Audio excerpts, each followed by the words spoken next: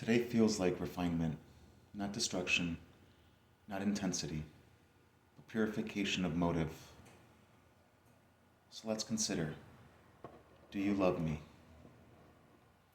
After the resurrection, Christ does something intimate and piercing in the Gospel of John 21. He does not ask Peter about his theology. He does not ask about his calling. He does not ask about his failure. He asks one question: do you love me? 3 times. The mystical witness of Christ in my own life has brought me to the same interior confrontation. Beneath the gifting, beneath the resilience, beneath the insight, beneath my capacity to guide others, I have to ask, do I love him? Not love the mission, not love the identity, not love being needed, not love being chosen, but love him. There was a season where my spiritual life was still subtly intertwined with purpose. I wanted to be used. I wanted to fulfill destiny. I wanted to maximize the anointing on my life. And quietly, Christ reduced it to one thing: relationship. The Gnostic dimension of this question is devastatingly simple. When love becomes the motive, ambition dissolves. When love becomes the center, comparison fades. When love becomes primary, fear of obscurity loses its power. Do you love me? Purifies the soul of spiritual ego. And the answer is not spoken loudly at all. It is lived quietly. So when love and performance are entangled, for many who carry attachment trauma, love was not unconditional, rather.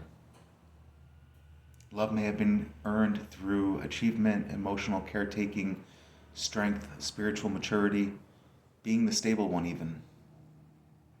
So when Christ asks, do you love me? Something tender can surface. The nervous system may respond.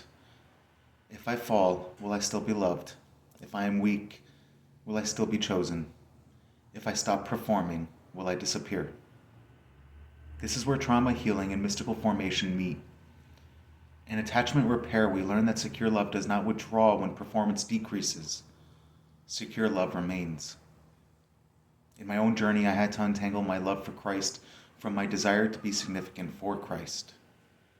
That disentangling felt like grief. Because if love is enough, then I no longer get to hide inside of achievement.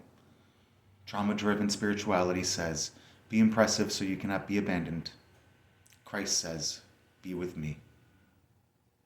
Healing occurs when the body begins to experience love without earning it. When prayer becomes communion rather than rapport. When stillness feels relational rather than evaluative. This is deep repatterning, and it changes everything. So, beloved, if you sense that your spiritual life is being simplified, if ambition is being purified, if love is being separated from performance within you, you're not regressing. You are being refined. I walk with those navigating the purification of spiritual identity, the integration of attachment trauma with mystical union, the shift from being used by God to being with God, the embodiment of love as motive rather than achievement. No, this work isn't flashy, and it's not theatrical either. It is interior, and therefore it is holy.